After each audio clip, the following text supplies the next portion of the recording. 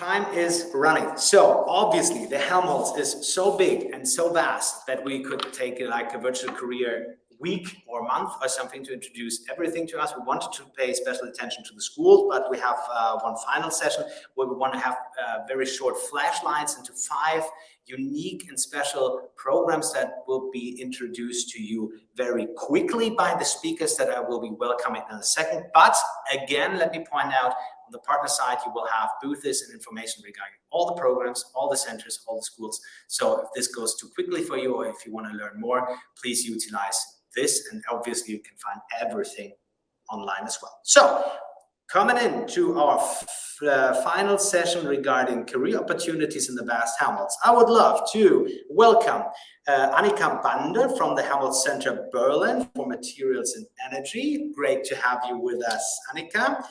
And I will also welcome to the stage Christian Feiler. He is with the Helmholtz Center Herion in Geesthacht. Great to have you, Christian.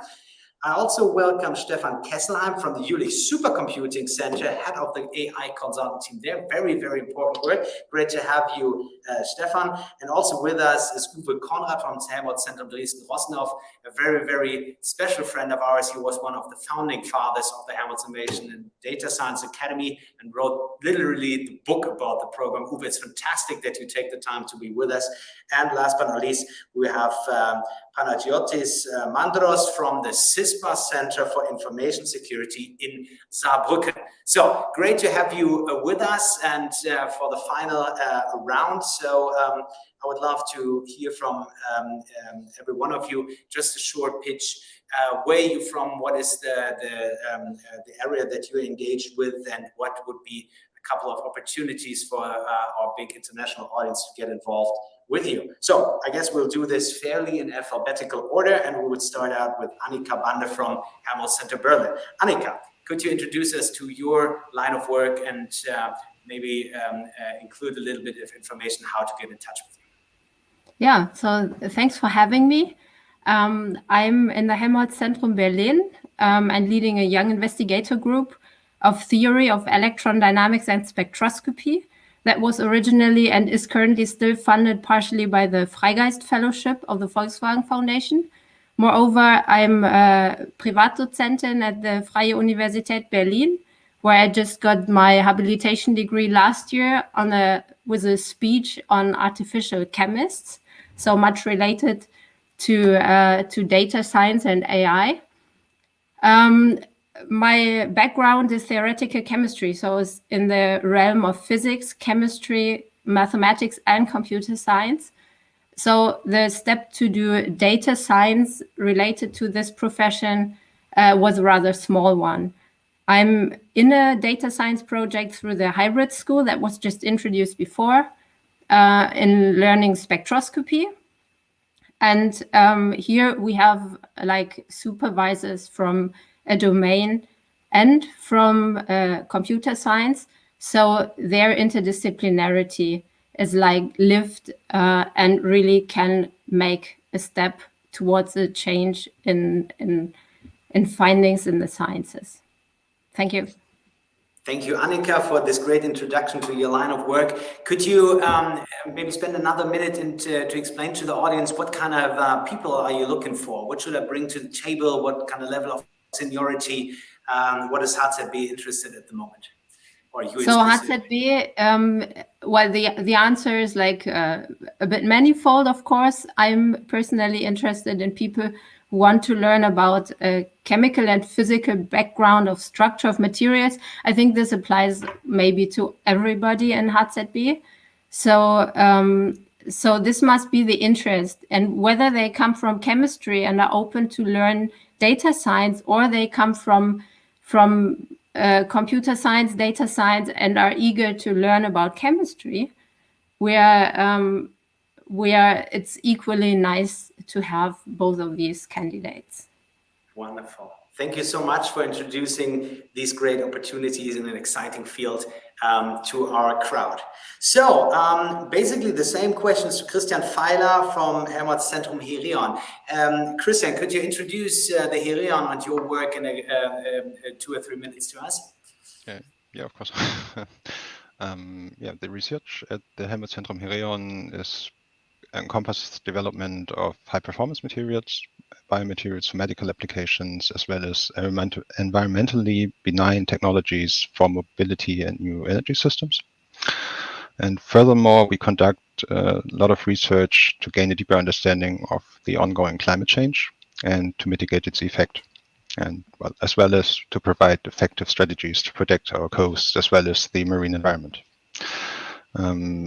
I guess it goes without saying that over the course of the last years, artificial intelligence and machine learning techniques played a more and more crucial role in tackling these challenges. And I'm a chemist by training. And during my PhD, I switched to modeling, which was, I do not regret the decision.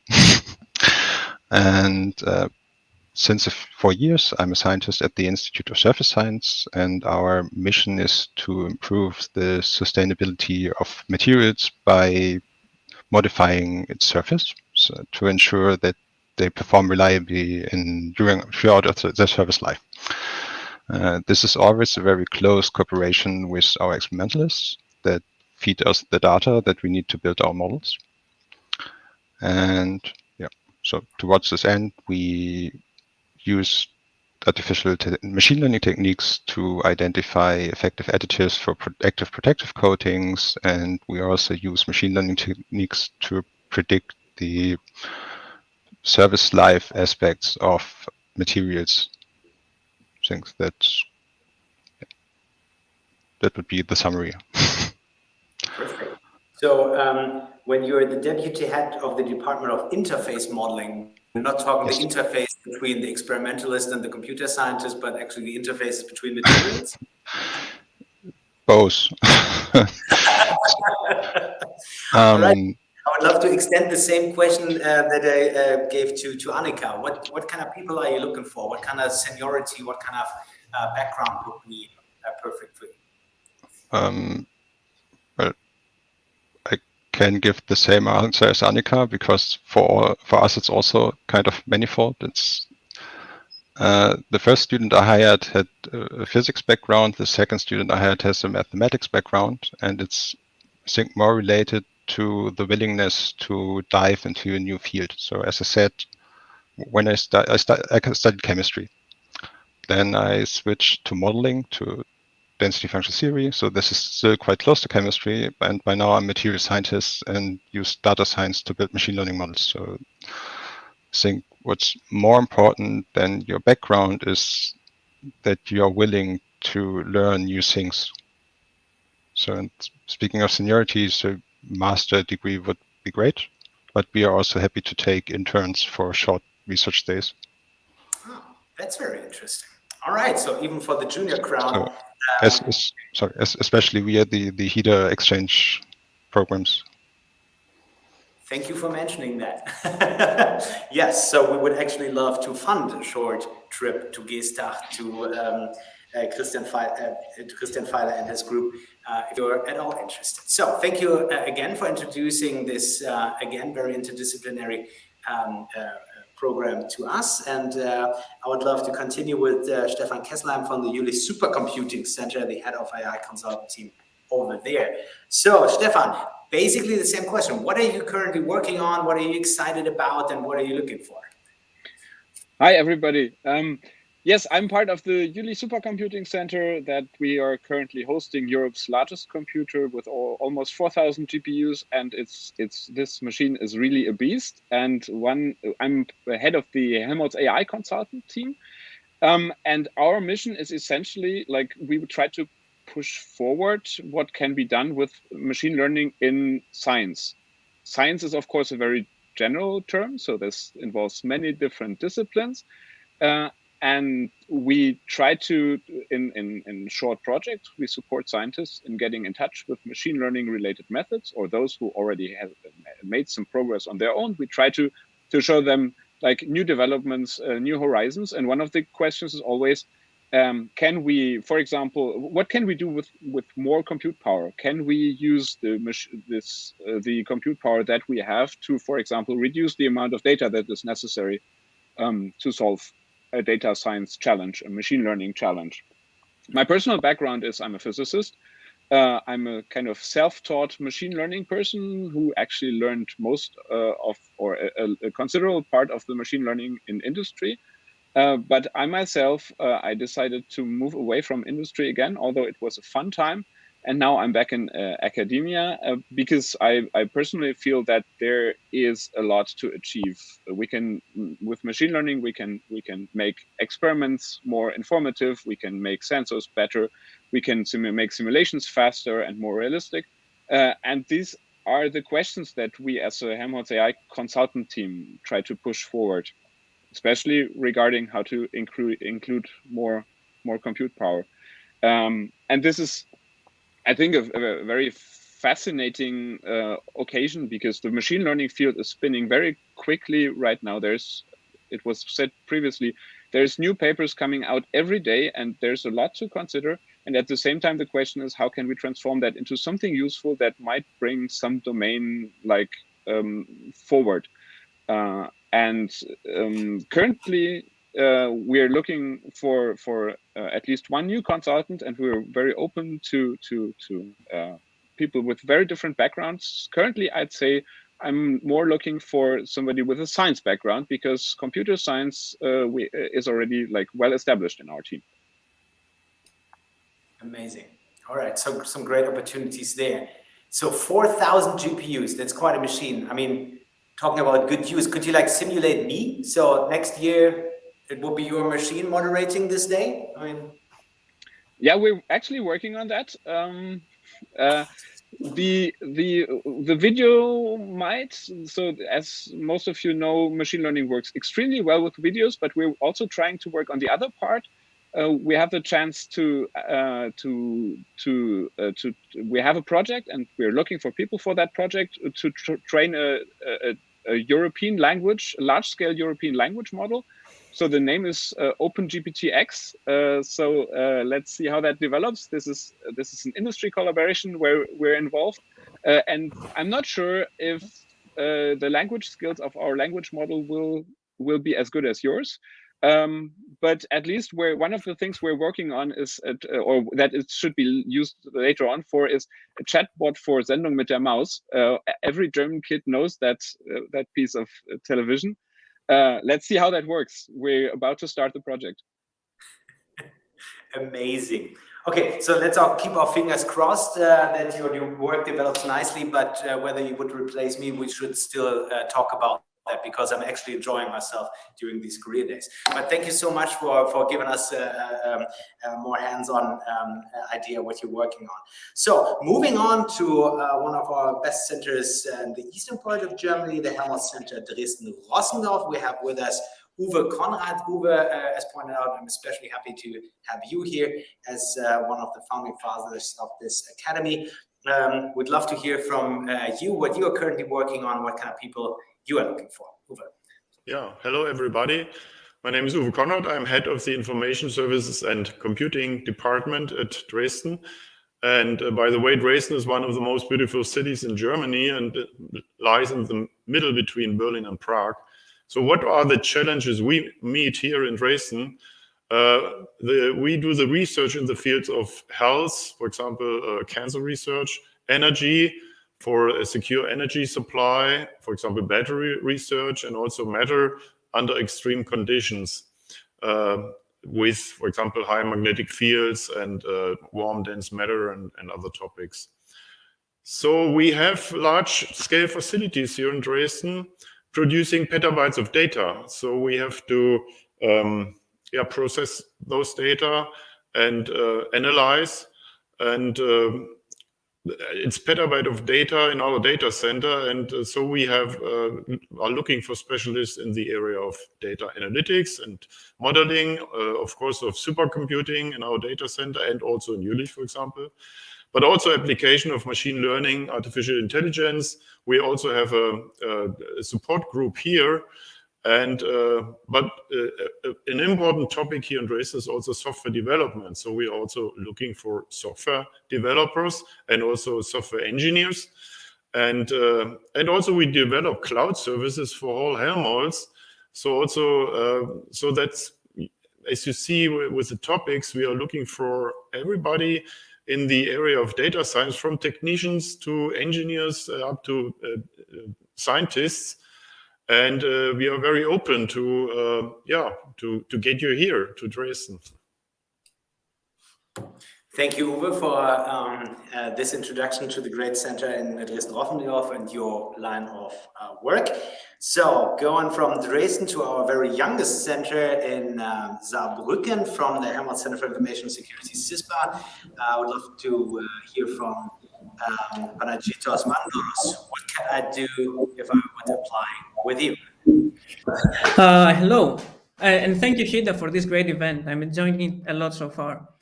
So yeah, I'm Panagiotis, and I'm a postdoctoral researcher at the CISPA Helmholtz Center for Information Security in Saarbrücken. As the name suggests, at CISPA, we perform research on everything that has to do with security. Okay, for example, protecting against software and hardware attacks, all these things that you see in movies with hackers, etc. Now, what the name does not really suggest is that at CISPA, we extensively perform research on the fields of machine learning and data mining.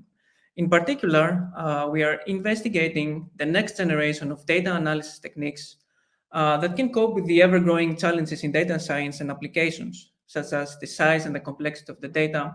And of course, we want to create trustworthy, transparent, and fair algorithms that users can understand and trust. At CISPA, we not only do data science for security, but we also do data science for other domains. Particularly in my group, the main goal is data-driven scientific discovery. So we collaborate with scientists from other institutes and centers, such as biologists from the Helmholtz Center for Infections, also here in Saarbrücken, clinical researchers from other institutes, such as the German Cancer Research Center, and material scientists from the Max Planck Institute. And we want to develop methods to understand various complex phenomena from data. Some of these applications are finding genetic variation responsible for a disease, creating the next generation of antibiotics, and also discovering new materials for more efficient batteries and photovoltaics. So these are some of the projects that we are involved in. So I can say that this was a very compact overview of what we do at CISPA. You mentioned that we are one of the youngest institutes. So currently we are growing, and we're growing very fast. I believe we are looking for people at any level, whether it is computer scientists, whether it is physicists that want to do to change to data science, mathematicians as well. Yeah, thank you for your time, and I will be happy to answer any of your questions and chat with you later at the networking session. Thank you so much to Saarbrücken. Another very, very exciting line of work utilizing information and data science techniques. So we had some questions throughout the day regarding the individual coding skills that one should bring to the table if applying with our programs. Maybe we can kind of like talk about this for a second right now. What do you think is like the most versatile software, or what should an individual, while he or she is waiting for his application to be processed and his flight starts to your centers, get more involved with language-wise? I can start, or was it directed to me? Oh, so yeah, speaking of data science, of course, there are great libraries out there at the moment. One of the most prominent ones is Python, for example. It has most of the data science things that you will need out there. So knowing Python and the machine learning libraries is an absolute must. MATLAB and R are for more mathematical, statistical applications is also a good thing to have. And then we go to the more, let's call it high performance languages like C and C++. For example, in the domain of bioinformatics, I think it's essential that you, because the data are huge, that you work with a bit lower level languages such as C and C++. Well, that's quite a lot, right? So, Annika, what do you think? What would be something to focus on if I like in the early stage of my career?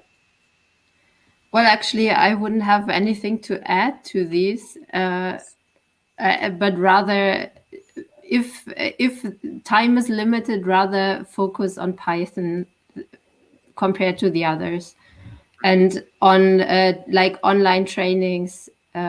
So you get also an intuition on what machine learning is actually doing, because that's something we are often not yet understanding. How does the machine really come to the result? But what we can understand at least is how the algorithm in itself is working and why it can produce what quality of data. So I think in science, building this kind of intuition is also a must. Mm-hmm. Thank you for this clarification. Stefan, what about the supercomputing side? Are we still going on with Python, or do I need something else if I want to work with you? Yeah, that what I always realize what is really important is know your Unix or your Windows if you're using Windows, because these Unix has not really changed in the last 30 years, but there's so many important concepts. You won't win anything by being great at it, but you lose a lot if you're struggling with the technical part.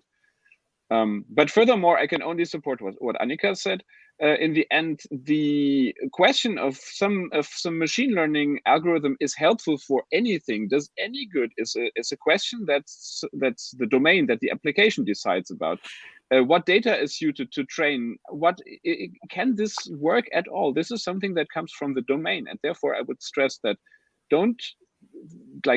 coding skills are just one side of the picture, but don't forget the physics, the chemistry, the biology, or whatever domain you might want to apply it, and keep your mind open for the different applications and different fields where the machine learning might be applied to, or the data science in more general. Sorry, I'm too narrow, but I think the argument works for any kind of data science.